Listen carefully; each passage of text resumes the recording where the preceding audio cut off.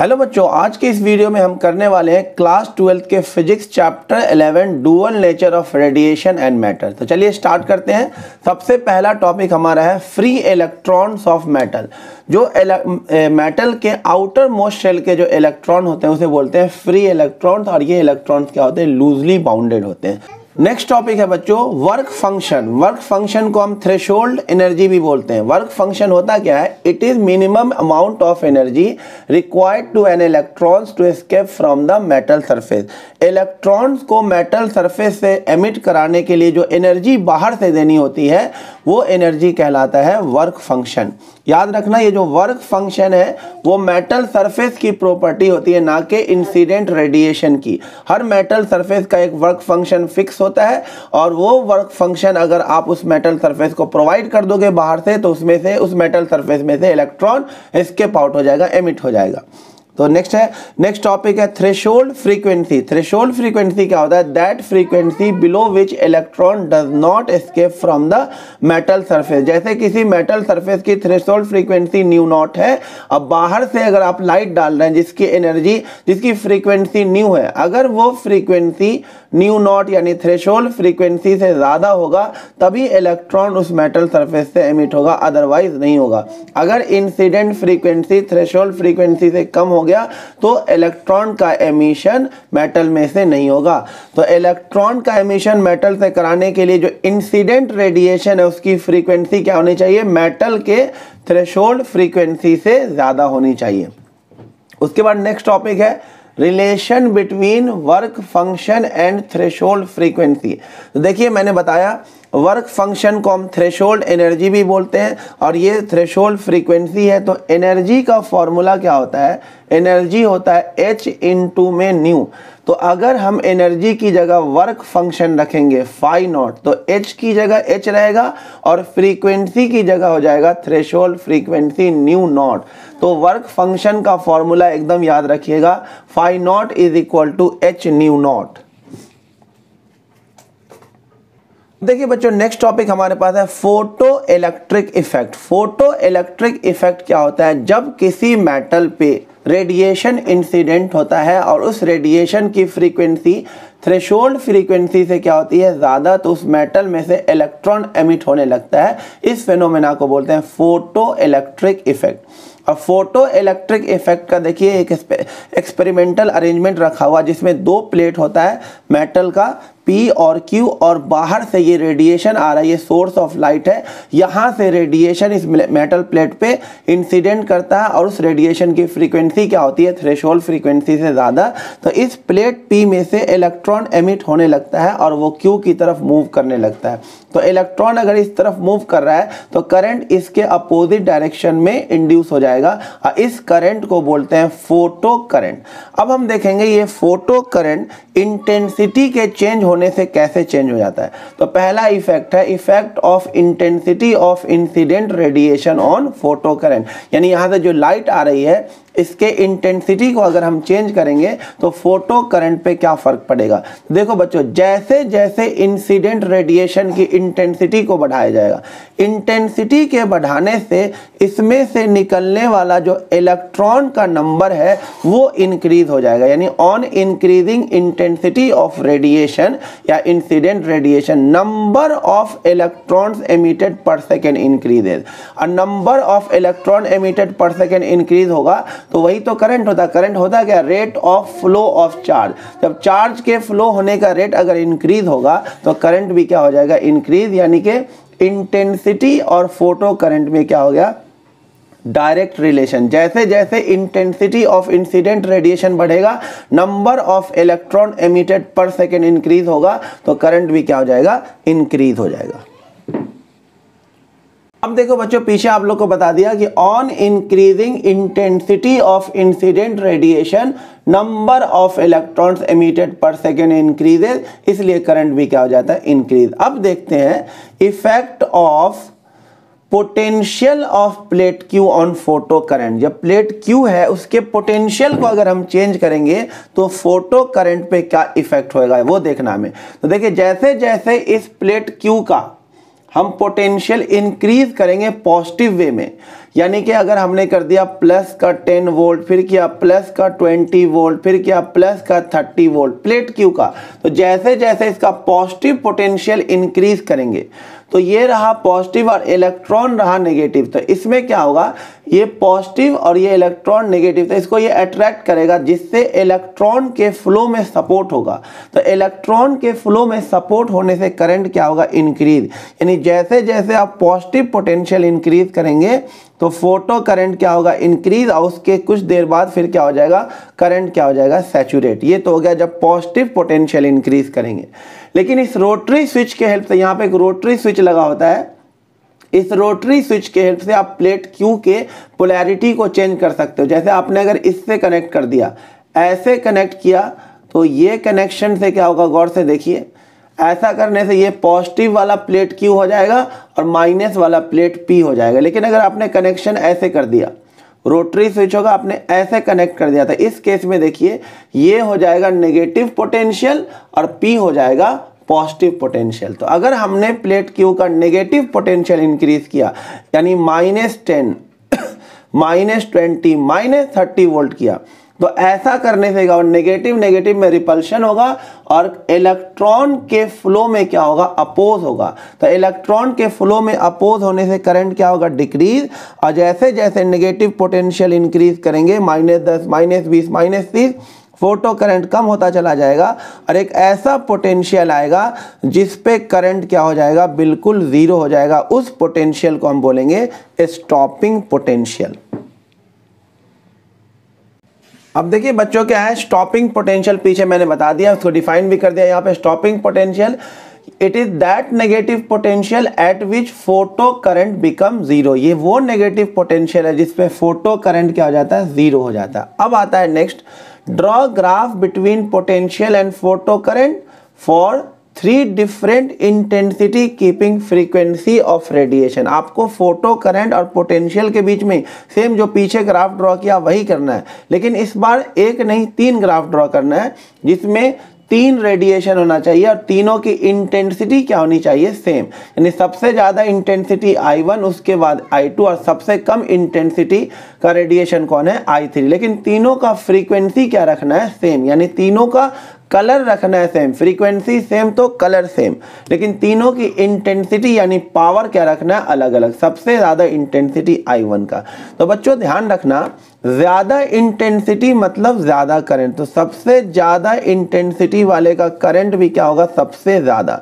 तो सबसे ज़्यादा इंटेंसिटी I1 का है, तो I1 का करंट सबसे ज़्यादा, उसके बाद I2 और उसके बाद I3। लेकिन बेटा याद रखना, तीनों केस में स्टॉपिंग पोटेंशियल क्या रहेगा, सेम। यानी इससे ये पता चलता है कि जो फोटो करंट है वो इंटेंसिटी पे तो डिपेंड कर रहा है, जितना ज़्यादा इंटेंसिटी उतना ज़्यादा फोटो करंट, लेकिन स्टॉपिंग पोटेंशियल इंटेंसिटी पर डिपेंड नहीं करता। तो ये 2 लाइन आपको याद रखना है कि photo current depend on intensity of radiation, ये तो पहले ही बता दिया, वो भी डायरेक्टली, जितना ज़्यादा इंटेंसिटी उतना ज़्यादा करंट। लेकिन stopping potential does not depend on intensity. याद रखिएगा, स्टॉपिंग पोटेंशियल जो होता है वो इंसिडेंट रेडिएशन के इंटेंसिटी पर डिपेंड नहीं करता। अब देखिए बच्चों, नेक्स्ट है draw graph between potential and photo current same, लेकिन इस बार क्या किया गया है, for 3 different frequency keeping intensity of radiation same. इस बार फ्रीक्वेंसी ऑफ रेडिएशन अलग अलग रखना और इंटेंसिटी रेडिएशन का क्या रखना है, सेम रखना। यानी कि इस बार फ्रीक्वेंसी बदलने के लिए आपको अलग अलग कलर का रेडिएशन लेना होगा। तो इस केस में आपको क्या देखना है, देखिए फोटो करंट और पोटेंशियल, देखिए सभी के केस में फोटो करंट सेम रहेगा, लेकिन जिस रेडिएशन का फ्रीक्वेंसी ज़्यादा है उस केस में स्टॉपिंग पोटेंशियल भी क्या होगा, ज़्यादा। इससे ये पता चलता है कि जो फोटो करंट है वो फ्रीक्वेंसी पर डिपेंड नहीं करता, लेकिन स्टॉपिंग पोटेंशियल फ्रीक्वेंसी पे डिपेंड कर रहा है, और जितना ज़्यादा फ्रीक्वेंसी उतना ज़्यादा स्टॉपिंग पोटेंशियल। जितना कम फ्रीक्वेंसी उतना कम स्टॉपिंग पोटेंशियल। इसकी वजह यह है कि जब आप फ्रीक्वेंसी ऑफ रेडिएशन इंक्रीज करेंगे तो जो फोटोन एमिट हो रहा है उसकी एनर्जी इंक्रीज होगी, और जब फोटोन की एनर्जी इंक्रीज होगी तो मेटल प्लेट से निकलने वाले इलेक्ट्रॉन की भी एनर्जी इंक्रीज होगी, और जब मेटल प्लेट से निकलने वाले इलेक्ट्रॉन की एनर्जी इंक्रीज होगी तो उसको रोकने के लिए जो स्टॉपिंग पोटेंशियल लगाना पड़ेगा वो भी क्या होगा, ज़्यादा लगाना पड़ेगा। तो एनर्जी इंक्रीज होगा तो उसको रोकने के लिए जो स्टॉपिंग पोटेंशियल लगता है वो भी क्या हो जाएगा, इंक्रीज हो जाएगा। तो दो बातें याद रखनी है कि जो फोटो करंट है वो फ्रीक्वेंसी पे डिपेंड नहीं करता, और जो स्टॉपिंग पोटेंशियल है वो फ्रीक्वेंसी पे डिपेंड करता है। More frequency of incident radiation means more stopping potential. Next topic देखिए बच्चों, stopping potential is the measurement of maximum kinetic energy of emitted electron. बच्चों ध्यान रखना, जितना ज़्यादा स्टॉपिंग पोटेंशियल होगा उतना ज़्यादा kinetic energy of emitted electron क्या होगा, ज़्यादा होगा। जितने ज़्यादा स्पीड से इलेक्ट्रॉन आएगा उसका स्टॉपिंग पोटेंशियल भी उतना ही ज़्यादा होगा। तो स्टॉपिंग पोटेंशियल के से आप काइनेटिक एनर्जी मैक्सिमम पता कर सकते हैं इलेक्ट्रॉन का, क्योंकि जितना ज़्यादा स्टॉपिंग पोटेंशियल होगा उतना ज़्यादा इलेक्ट्रॉन एमिटेड जो है उसकी मैक्सिमम काइनेटिक एनर्जी ज़्यादा होगी। तो देखिए वर्क डन का फॉर्मूला हमने चैप्टर 2 में पढ़ा है, पोटेंशियल इनटू में चार्ज होता है। वर्क डन को हम एनर्जी लिख सकते हैं, तो energy is equal to charge into potential, और काइनेटिक एनर्जी भी एक एनर्जी है। तो एनर्जी की जगह अगर हम इलेक्ट्रॉन की काइनेटिक एनर्जी मैक्सिमम लिखेंगे तो चार्ज की जगह पे हमें लिखना होगा चार्ज ऑफ इलेक्ट्रॉन, और पोटेंशियल की जगह लिखना होगा स्टॉपिंग पोटेंशियल। तो याद रखना इस चैप्टर में kinetic energy maximum of emitted photo electron is EV0। यहाँ पे E क्या है, चार्ज ऑन इलेक्ट्रॉन, और V0 क्या है, स्टॉपिंग पोटेंशियल। ये आपको याद रखना है। अब देखिए बच्चों नेक्स्ट टॉपिक है इनफाइनाइट स्टार टॉपिक है Einstein photo electric equation. Einstein ने क्या बोला, जब कोई रेडिएशन मेटल सरफेस पे पड़ता है जिसकी एनर्जी कितनी होती है रेडिएशन की, h न्यू, उस एनर्जी का दो काम होता है। एक काम तो होता है वर्क फंक्शन कराने में, यानी कि इलेक्ट्रॉन को मेटल सरफेस से निकालने में, और दूसरा पार्ट का काम होता है इलेक्ट्रॉन को भगाने में, यानी कि उसको मूव कराने में, उसको काइनेटिक एनर्जी देने में। तो आइंस्टाइन ने एनर्जी कंजर्वेशन से बताया जो इंसिडेंट एनर्जी है is equal to reflected energy, यानी जो इंसिडेंट एनर्जी है h न्यू, ये दो पार्ट में बट जाएगा। किसमें किसमें, एक काम तो होगा इसका वर्क फंक्शन में, इलेक्ट्रॉन को मेटल सरफेस से निकालने में, और दूसरा पार्ट जाएगा इलेक्ट्रॉन को मूव कराने में, यानी काइनेटिक एनर्जी मैक्सिमम में। तो यही है Einstein photo electric equation. h new है इंसिडेंट लाइट की एनर्जी, फाई नॉट है work function of metal, kinetic energy maximum है इलेक्ट्रॉन का। इसको और अच्छे से लिख सकते हैं, एच न्यू वर्क फंक्शन को लिखा जाता है एच न्यू नॉट, और काइनेटिक एनर्जी मैक्सिमम को लिखा जाता है ई वी नॉट। या इसको एक और तरीके से लिख सकते हैं, न्यू इज इक्वल टू होता है सी बाई लैम्डा, तो nu naught is equal to C by lambda naught. और काइनेटिक एनर्जी क्या होता है, हाफ एम वी स्क्वायर, तो काइनेटिक एनर्जी मैक्सिमम है तो हाफ एम वी मैक्स का स्क्वायर। ये सभी इक्वेशन आपको याद रखना है, आइंस्टाइन फोटो इलेक्ट्रिक इक्वेशन। अब देखिए बच्चों नेक्स्ट टॉपिक हमें ग्राफ ड्रॉ करने को बोलेगा, स्टॉपिंग पोटेंशियल V0 और frequency of incident radiation nu के बीच में। तो इसके लिए हमें आइंस्टाइन इक्वेशन का हेल्प लेंगे, H nu is equal to H nu naught plus E V naught. तो हमें ई वी नॉट को एक तरफ रखना है और ये उधर चला जाएगा H nu minus H nu naught, e को नीचे भेज देंगे तो ये स्टैंडर्ड फॉर्म बन जाएगा। देखिए गौर से, ये बन जाएगा स्टैंडर्ड फॉर्म स्ट्रेट लाइन का, y is equal to mx minus c. तो y is equal to mx minus c का मतलब हुआ कि स्लोप तो इसका पॉजिटिव है, जो कि किसके इक्वल है, h बाई ई के, तो स्लोप पॉजिटिव हो गया, यानी एंगल 90 डिग्री से कम बनेगा। और y की कटिंग जो है, y इंटरसेप्ट है वो है नेगेटिव है, माइनस सी है यहाँ पे देखिए, तो y का इंटरसेप्ट क्या होगा, नेगेटिव। तो y इंटरसेप्ट नेगेटिव पे कट करेगा, लेकिन स्लोप इसका क्या होगा, पॉजिटिव। तो ग्राफ ऐसा बन जाएगा। देखिए ये जो स्लोप है एंगल 90 डिग्री से कम है, तो स्लोप क्या होगा इसका, पॉजिटिव। और इस ग्राफ का जो स्लोप होगा वो किसके इक्वल दिख रहा है, देखिए यहाँ पे ये स्लोप हो गया h अपॉन में e, और ये हो गया y इंटरसेप्ट की कटिंग कितनी, h न्यू नॉट अपॉन में e। अब नेक्स्ट देखिए बच्चों, आपको ग्राफ ड्रॉ करना है काइनेटिक एनर्जी मैक्सिमम और फ्रीक्वेंसी के बीच में। Again Einstein equation H nu is equal to H nu naught, अब प्लस में यहाँ पे आपको लिखना होगा काइनेटिक एनर्जी मैक्सिमम, क्योंकि उसी के बीच में तो ग्राफ निकालना है। तो काइनेटिक एनर्जी मैक्सिमम किसके इक्वल हो जाएगा, H nu minus H nu naught. Again graph वही हो गया y is equal to M X minus का सी। सेम ग्राफ बनेगा एकदम जैसा पहले बना था, बिल्कुल सेम ग्राफ बनेगा। बस इस बार क्या हो जाएगा, y का जो इंटरसेप्ट हो जाएगा वो एच न्यू नॉट हो जाएगा, यानी ये हो जाएगा एच न्यू नॉट, और इस केस में जो स्लोप है वो हो जाएगा h। तो इस केस में जो स्लोप है वो किसके इक्वल दिख रहा है आपको, प्लैंक्स कांस्टेंट h के इक्वल। सेकेंड पार्ट आपको इस ग्राफ में बताना ये x क्या है, ये x किसको रिप्रेजेंट कर रहा है। तो ध्यान से देखिए बच्चों, ये आइंस्टाइन इक्वेशन होता है H nu is equal to H nu naught plus में ई वी नॉट, ये है। और ये कौन सा एक्सिस है, फ्रीक्वेंसी एक्सिस। तो at frequency axis, frequency axis पर x एक्सिस पे y जीरो होता है और y एक्सिस पे x क्या होता है, जीरो। तो फ्रीक्वेंसी एक्सिस पे स्टॉपिंग पोटेंशियल क्या होगा, जीरो। तो फ्रीक्वेंसी एक्सिस पे ये वाला x पॉइंट बना हुआ है, तो यहाँ पर स्टॉपिंग पोटेंशियल को जीरो के इक्वल कर दीजिए। तो ये हो जाएगा H nu is equal to H nu naught, जब इसे जीरो डालेंगे तो h से h कट जाएगा, न्यू इज इक्वल टू क्या आ जाएगा, न्यू नॉट। इसका मतलब ये हुआ कि फ्रीक्वेंसी एक्सिस पर जो फ्रीक्वेंसी लिखा होता है वो थ्रेशोल्ड फ्रीक्वेंसी के इक्वल होता है। यानी ये जो x है ये किसको रिप्रेजेंट कर रहा है, मेटल के थ्रेशोल्ड फ्रीक्वेंसी को रिप्रेजेंट कर रहा है। नेक्स्ट देखिए बच्चों, ये क्वेश्चन VVI है, इनफाइनाइट स्टार है, वेरी वेरी इंपॉर्टेंट है। ये क्वेश्चन बार बार एग्जाम में पूछा है, मैंने सारे पार्ट एक ही साथ ले लिए हैं। आपको स्टॉपिंग पोटेंशियल और फ्रीक्वेंसी के बीच में ग्राफ दे रखा है दो मेटल के लिए, इसमें ये सारी चीजें पूछी जाएंगी। सबसे पहला पूछा गया कि दोनों मेटल के लिए स्लोप सेम क्यों है। तो इसके जवाब में लिखा, आपने पीछे देखा कि V नॉट और फ्रीक्वेंसी के केस में जो स्लोप आता है वो किसके इक्वल आता है बच्चों, h अपॉन e के इक्वल आता है। h भी कांस्टेंट है, प्लैंक्स कांस्टेंट, और e भी क्या होता है, चार्ज ऑन इलेक्ट्रॉन, ये भी क्या होता है, कांस्टेंट। तो कांस्टेंट अपॉन कांस्टेंट क्या आ जाएगा, कांस्टेंट। तो ये सभी मेटल के लिए क्या रहेगा, कांस्टेंट रहेगा। पहले पार्ट का हो गया आंसर।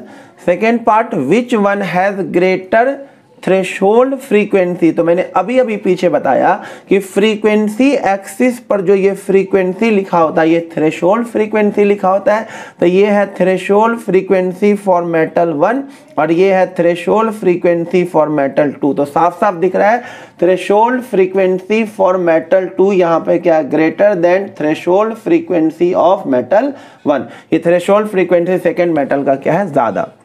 और जिसका थ्रेशोल्ड फ्रीक्वेंसी ज्यादा होगा उसका थ्रेशोल्ड वेवलेंथ कम होगा। कि न्यू इज इक्वल टू क्या होता है, सी बाई लैम्डा। तो nu naught is equal to क्या होगा, सी बाई लैम्डा नॉट। तो जिसकी थ्रेशोल्ड फ्रीक्वेंसी कम है उसका थ्रेशोल्ड वेवलेंथ क्या होगा, ज्यादा।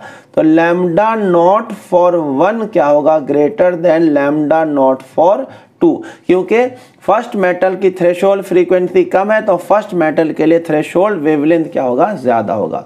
थर्ड पार्ट में क्या पूछा, ध्यान से देखिए, which one has greater work function. तो वर्क फंक्शन का फॉर्मूला क्या होता है, phi naught is equal to H nu naught. जिसका न्यू नॉट ज्यादा होगा उसका वर्क फंक्शन भी ज्यादा होगा। तो सेकंड वाले का थ्रेशोल्ड फ्रीक्वेंसी ज्यादा है तो इसलिए सेकंड वाले का वर्क फंक्शन भी क्या होगा, ज्यादा। फाई नॉट फॉर मेटल 2 क्या होगा, greater than phi naught for metal 1। जिसका थ्रेशोल्ड फ्रीक्वेंसी ज्यादा उसका वर्क फंक्शन भी ज्यादा। ये हो गया। और चौथे पार्ट में आपसे क्या पूछा है, in which metal kinetic energy maximum किस में ज्यादा होगा। तो इसके लिए आइंस्टाइन इक्वेशन लगाइए, h nu is equal to ये हो जाएगा एच न्यू नॉट यानी कि वर्क फंक्शन फाई नॉट अब प्लस में काइनेटिक एनर्जी मैक्सिमम। ये है। अब बोला for same incident for same frequency of incident radiation, यानी ये चीज फिक्स कर दिया, फ्रीक्वेंसी फिक्स कर दिया, एच है ही फिक्स, तो ये चीज क्या हो गया, फिक्स हो गया। तो देखिए ध्यान से, ये चीज कांस्टेंट है, ये चीज कांस्टेंट है। तो यहां से देखिए काइनेटिक एनर्जी मैक्सिमम किसके इक्वल आ गया, kinetic energy maximum H nu minus का फाई नॉट। अब ध्यान से देखिए, माइनस होने वाला काइनेटिक एनर्जी मैक्सिमम के बारे में बताना है। तो काइनेटिक एनर्जी मैक्सिमम है एच न्यू जो कि फिक्स है और उसमें से फाई नॉट माइनस हो रहा है। तो माइनस होने वाली चीज अगर कम होगा, माइनस होने वाला चीज अगर कम होगा तो काइनेटिक एनर्जी मैक्सिमम क्या होगा, ज्यादा। तो फाई नॉट किसका कम है, तो फाई नॉट कम है मेटल 1 के लिए। तो मेटल 1 के लिए फाई नॉट अगर कम है तो मेटल 1 के लिए काइनेटिक एनर्जी मैक्सिमम क्या होगा, ज्यादा। तो kinetic energy maximum for metal 1 greater होगा kinetic energy maximum for metal 2। ये काफी इंपॉर्टेंट क्वेश्चन था।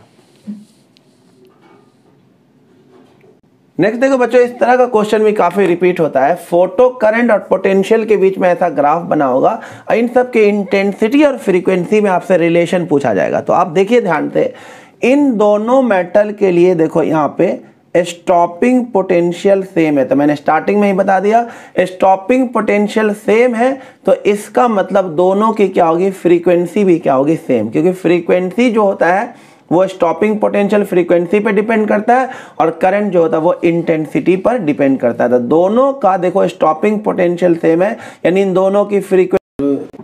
अब देखिए बच्चों, नेक्स्ट इस टाइप का क्वेश्चन आएगा आपके एग्जाम में कि फोटो करंट और पोटेंशियल के बीच में ग्राफ दे रखा होगा और आपसे पूछेगा ये जो ए बी सी 3 ग्राफ है इसकी इंटेंसिटी में क्या रिलेशन है या फ्रीक्वेंसी में क्या रिलेशन है।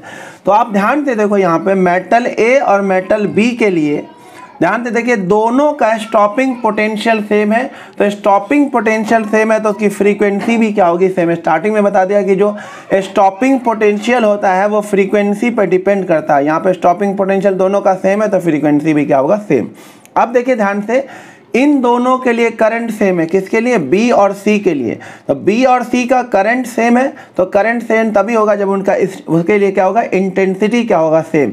तो मेटल बी और मेटल सी के लिए जो incident of incident radiation, intensity of incident radiation है वो क्या होगा, सेम। फिर उसी तरह देखिए बी और सी का जो है अलग अलग स्टॉपिंग पोटेंशियल है, तो फिर स्टॉपिंग पोटेंशियल अलग अलग है तो इसकी फ्रीक्वेंसी भी क्या होगी, अलग अलग। सी का स्टॉपिंग पोटेंशियल ज़्यादा है तो सी की जो फ्रीक्वेंसी, सी के केस में जो इंसिडेंट लाइट की फ्रीक्वेंसी है वो क्या होगी, ज़्यादा। बताया था more frequency means more stopping potential. तो ई वाले का स्टॉपिंग फ्रीक्वेंसी ज़्यादा होगा और बी और ए वाले का फ्रीक्वेंसी क्या होगा, सेम, क्योंकि उसका स्टॉपिंग पोटेंशियल क्या है, सेम। उसके बाद अगर बात करें हम ए और बी का, वो तो लिख दिया मैंने, ए और बी का स्टॉपिंग पोटेंशियल क्या है, सेम है। अब ऐसा क्वेश्चन भी आएगा, देखिए ध्यान से, the work function of metal A B and C are, तीनों मेटल के लिए वर्क फंक्शन दे रखा है और बोला if a light of wavelength इतना is incident on metal surface which metal show photoelectric emission. तो फोटो इलेक्ट्रिक एमिशन के लिए जो इंसिडेंट एनर्जी है उसका जो उसकी जो वैल्यू है वो वर्क फंक्शन से क्या होनी चाहिए, ज़्यादा, तो ही फोटो इलेक्ट्रिक एमिशन होगा, अदरवाइज फोटो इलेक्ट्रिक एमिशन नहीं होगा। तो देखिए अब आप क्या करें, इंसिडेंट लाइट का वेवलेंथ दे रखा है तो इंसिडेंट लाइट की एनर्जी निकाल लीजिए। एनर्जी इज इक्वल टू होता है H C by lambda, but इस फॉर्मूले से जो एनर्जी आएगा वो जूल में आएगा, बट हमें तो एनर्जी किस में चाहिए, इलेक्ट्रॉन वोल्ट में।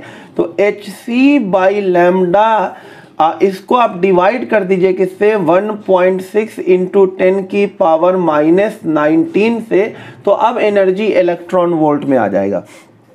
तो ये हो जाएगा, देखिए H और C कांस्टेंट है, H है प्लैंक्स कांस्टेंट 6.6 इंटू 10 की पावर -34, C होता है speed of light in air 3 into 10⁸ upon में लैम्डा ये दे रखा 4000 एंगस्ट्रॉम, 4000 और एंगस्ट्रॉम होता है 10⁻⁻10 और ये दे रखा है 1.6 इंटू 10 की पावर -19। बच्चों ये तीनों हर बार कांस्टेंट रहेगा, एच सी और ये अपॉन में ये, तो इसकी वैल्यू आप एक याद करके रख लो। इन तीनों को सॉल्व करने के बाद जो वैल्यू आती है वो आती है 99/8 इंटू 10 की पावर -7 और अपॉन में वेवलेंथ ये कितना हो जाएगा, 4 इंटू 10 की पावर -7 हो जाएगा। इसको सॉल्व करेंगे तो ये कट जाएगा और आंसर एनर्जी कितना आ जाएगा, बोलिए 99 ये हो जाएगा 8 4 जा 32। अब ये इलेक्ट्रॉन वोल्ट में आ जाएगा, तो इसे सॉल्व करेंगे तो अप्रॉक्सीमेट 3.1 इलेक्ट्रॉन वोल्ट आ रहा है। यानी जो इंसिडेंट लाइट है उसकी एनर्जी कितनी है, 3.1 इलेक्ट्रॉन वोल्ट। और तीनों मेटल का वर्क फंक्शन देखो इससे ज़्यादा है, तो किसी भी मेटल में से फोटो इलेक्ट्रिक एमिशन नहीं होगा। अगर किसी का भी वर्क फंक्शन इससे कम होता तो उस मेटल में से इलेक्ट्रॉन का एमिशन होता। बट यहाँ पे देखिए इंसिडेंट लाइट की एनर्जी 3.1 इलेक्ट्रॉन वोल्ट और बाकी तीनों मेटल का जो वर्क फंक्शन है इससे ज़्यादा है, तो फोटो इलेक्ट्रिक एमिशन किसी में से भी नहीं होगा, क्योंकि फोटो इलेक्ट्रिक एमिशन के लिए इंसिडेंट लाइट की जो एनर्जी होनी चाहिए वो वर्क फंक्शन से क्या होनी चाहिए, ज़्यादा।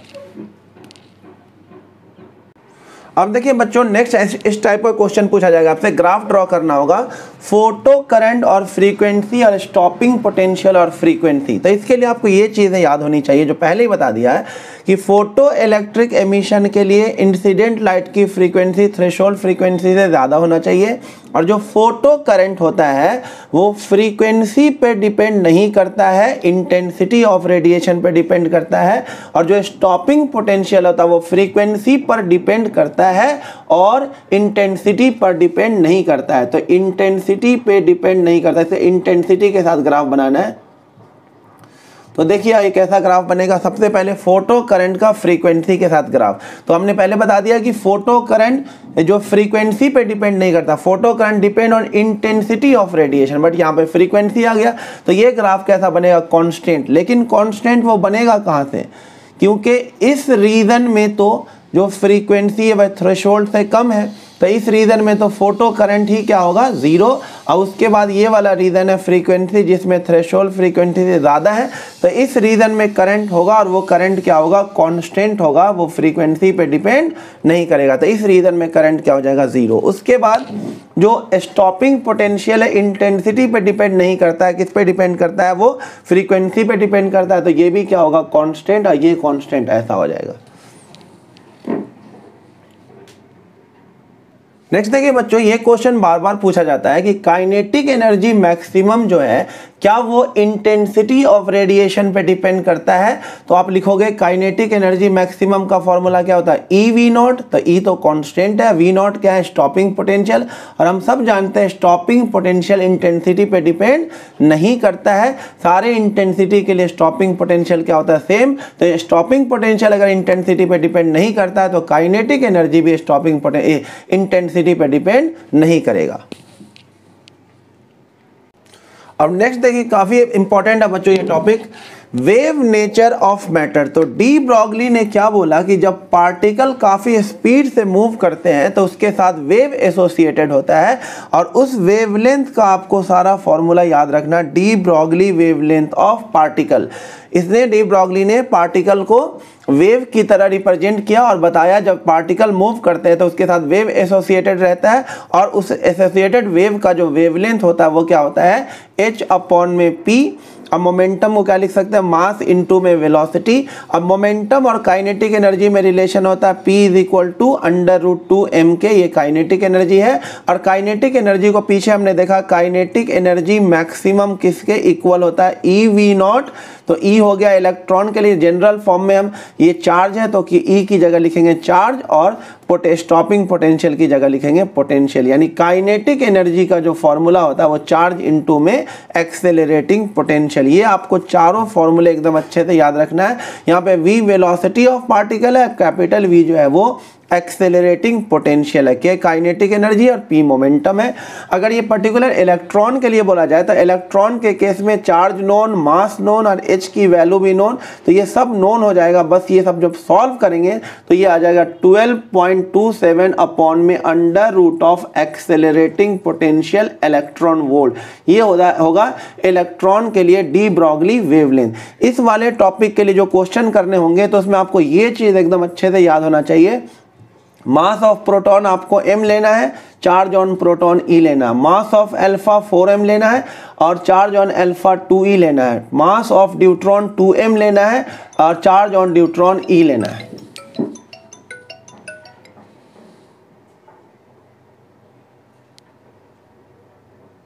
देखिए बच्चों, डी ब्रॉगली वेवलेंथ से किस टाइप के क्वेश्चन आएंगे उसका एक एग्जांपल देखिए। जैसे आपसे पूछा जाए a proton and alpha particle moving with same accelerating potential, find ratio of their D Broglie wavelength. तो आपको यहाँ पर डी ब्रॉगली वेवलेंथ का चौथा फॉर्मूला यूज करना होगा, क्योंकि यहाँ एक्सेलरेटिंग पोटेंशियल की बात हो रही है। तो आप यूज करोगे h upon under root of 2m Q V, क्योंकि v सेम है, h same, v same, 2 same, तो ये जो वेवलेंथ है ये प्रोपोर्शनल हो जाएगा 1 upon under root of m q. तो इसका जब रेशियो लेंगे तो lambda for proton upon lambda of alpha, ये किसके इक्वल हो जाएगा, under root of, inversely proportional है तो ऊपर लिखाएगा mass of alpha, charge of alpha, नीचे लिखाएगा अल्फा के सामने mass of proton, charge on proton, और वैल्यू डाल दीजिए। Mass of alpha 4m, charge on alpha 2e, mass of proton m, charge on proton e। e से e कटेगा, m से m, अंडर रूट 8 आ जाएगा, तो ये 2√2 इसका आंसर आ जाएगा बच्चों। नेक्स्ट देखिए बच्चों, आपको ग्राफ ड्रॉ करने को बोलेगा, डी ब्रॉगली वेवलेंथ लैम्डा और मोमेंटम ऑफ चार्ज पार्टिकल, इसके बीच में ग्राफ ड्रॉ करना है। तो इसमें आपको फॉर्मूला नंबर 3 लगाना होगा या 1 लगाना होगा।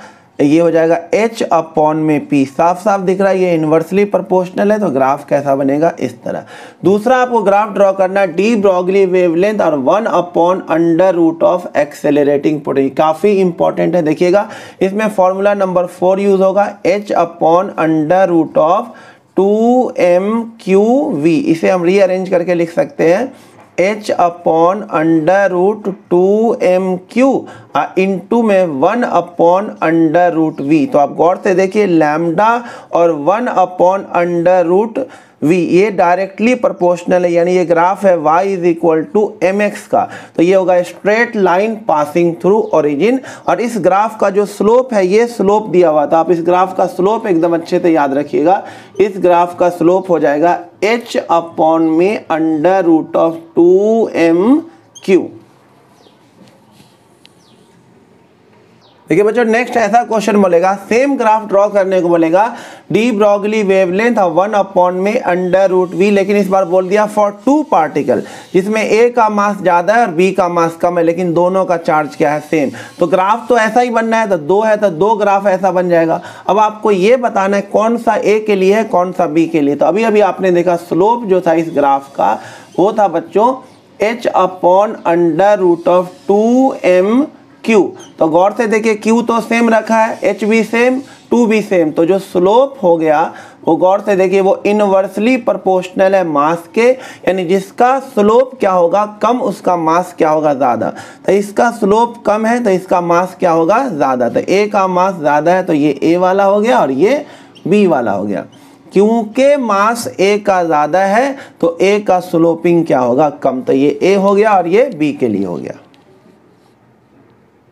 ठीक है बच्चों, नेक्स्ट ऐसा पूछ सकता है आपसे कि एक प्रोटॉन और एक अल्फा पार्टिकल है, इसका डी ब्रॉगली वेवलेंथ सेम है, तो उसके एक्सेलरेटिंग पोटेंशियल और स्पीड का रेशियो बताओ। तो सबसे पहले देखते हैं स्पीड के रेशियो के लिए आप लैम्डा का कौन सा फॉर्मूला यूज कर लेना, h अपॉन में m इंटू में v, ये यूज कर लेना क्योंकि इसमें स्पीड आ रहा है। एक प्रोटॉन है एक अल्फा पार्टिकल है, तो आपको किसका रेशियो निकालना है, वेलोसिटी का यानी स्पीड का। तो वेलोसिटी किसके इक्वल हो जाएगा, h अपॉन में m इंटू में लैम्डा, ये नीचे आ जाएगा। h कांस्टेंट लैम्डा कांस्टेंट बोल दिया, सेम वेवलेंथ है, तो यहाँ से देखिए स्पीड किसके इनवर्सली प्रोपोर्शनल हो गया, मास के।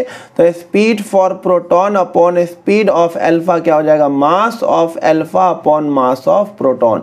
अल्फा का मास 4m, प्रोटॉन का मास m, आंसर कितना आ जाएगा 4:1। अब फर्स्ट पार्ट की बात कर ले एक्सेलरेटिंग पोटेंशियल का, तो आपको फॉर्मूला नंबर 4 यूज करना होगा, h अपॉन में under root of 2m Q into में कैपिटल V। आपको कैपिटल V इधर लाने के लिए दोनों तरफ स्क्वायरिंग करना होगा, lambda square is equal to h square upon 2m Q into में V। तो यहाँ से V किसके इक्वल हो जाएगा, capital V, h square upon में 2m Q, और ये हो जाएगा लैम्डा स्क्वायर। तो ये कांस्टेंट 2 कांस्टेंट, तो एक्सेलरेटिंग पोटेंशियल इनवर्सली प्रोपोर्शनल हो गया m इंटू Q के। तो accelerating potential for proton upon accelerating potential for alpha, inversely है तो मास of alpha charge on alpha, नीचे आएगा मास of proton charge on proton. Mass of alpha 4m charge on alpha 2e, mass of proton m charge on proton e। ये cut गया, answer आ जाएगा 8:1। Next देखिए बच्चों, ये क्वेश्चन काफी रिपीट हुआ एग्जाम में, तो इसको ध्यान से देखिए।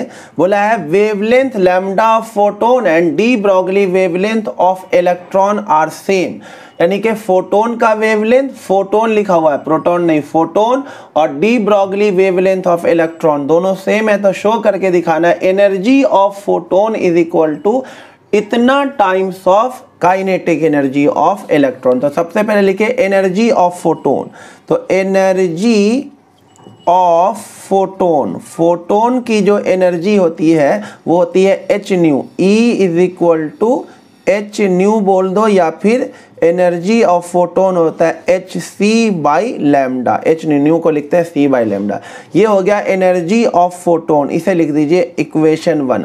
अब क्या निकालना है, show that energy of photon, ये तो निकल गया, इज इतना times of kinetic energy of electron. तो काइनेटिक एनर्जी ऑफ इलेक्ट्रॉन निकलेगा डी ब्रॉगली वेवलेंथ से, तो डी ब्रॉगली वेवलेंथ का फॉर्मूला काइनेटिक एनर्जी वाला था h अपॉन में under root of 2m kinetic energy, दोनों तरफ स्क्वायरिंग करिए, lambda square is equal to H square upon में 2m काइनेटिक एनर्जी, इधर चला जाएगा तो काइनेटिक एनर्जी आ गया एच स्क्वायर अपॉन में 2m लैम्डा स्क्वायर, इसे लिखिए इक्वेशन 2। और बस आपको क्या करना है, 1 को 2 से डिवाइड कर देना, यानी e अपॉन में k, तो e की जगह लिख दीजिए एच सी बाई लैम्डा, और इससे डिवाइड करना मतलब उल्टा करके मल्टीप्लाई कर दीजिए, 2m lambda square upon H square, h से h कट जाएगा, लैम्डा से लैम्डा कट जाएगा, e बाई k किसके इक्वल हो जाएगा, 2mc अपॉन में hk उधर चला जाएगा, तो energy of photon 2mc by h times of kinetic energy of electron, यही आपको शो करना था बच्चों। देखिए बच्चों, नेक्स्ट क्वेश्चन बहुत ही प्यारा क्वेश्चन है, इंपॉर्टेंट क्वेश्चन है। इसमें क्या बोला गया, ध्यान से देखिए। बोला गया the threshold frequency of metal is new not when a light of frequency 2 nu naught is incident on metal plate, the maximum velocity of emitted electron is v1। और फिर बोला गया when frequency of incident radiation increase to 5 nu naught, तो maximum velocity बन गया v2, तो v1 by v2 का ratio निकालना है। तो बच्चों इसमें साफ साफ दिख रहा है आपको आइंस्टाइन इक्वेशन लगाना होगा। क्या था इक्वेशन बताओ, H nu is equal to H nu naught plus में काइनेटिक एनर्जी मैक्सिमम, ये था, तो ये हो जाएगा H nu is equal to H nu naught. अब यहाँ पे काइनेटिक एनर्जी को लिखना होगा क्योंकि वेलोसिटी की बात हो रही है, तो हाफ एम वी मैक्स का स्क्वायर, ये वाला फॉर्मूला यूज करना होगा। और दो केस बनाना है आपको। देखिए केस वन में देखिए when a light of frequency, यानी इंसिडेंट लाइट की फ्रीक्वेंसी क्या है, 2 न्यू नॉट। केस 1 में आपको जो न्यू को रखना है वो क्या रखना है, 2 न्यू नॉट। तो यहाँ पे क्या हो जाएगा, h into 2 nu naught is equal to h nu naught plus में हाफ m, और v मैक्स को रखना है v1, तो ये हो जाएगा v1 स्क्वायर, ये इधर चला जाएगा तो 2 में से 1 माइनस होगा तो ये h न्यू नॉट बचेगा, और ये हाफ m v1 स्क्वायर बचेगा। ये इक्वेशन 1 हो गया।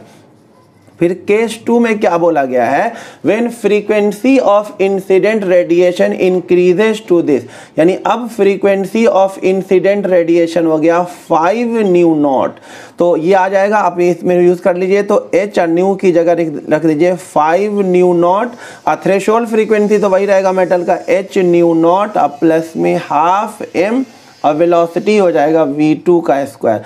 5 में से 1 माइनस होगा तो ये हो जाएगा 4h nu naught is equal to half m v2 square, इसे इक्वेशन 2 लिखेंगे। और 1 को जैसे ही 2 से डिवाइड करेंगे तो इसको इससे डिवाइड करेंगे तो 1/4 बचेगा, और इसको इससे डिवाइड करेंगे तो हाफ m कट जाएगा, और ये बचेगा v1 square by v2 square. फिर अंडर रूट लेंगे तो v1 बाई v2 का रेशियो आ जाएगा 1:2।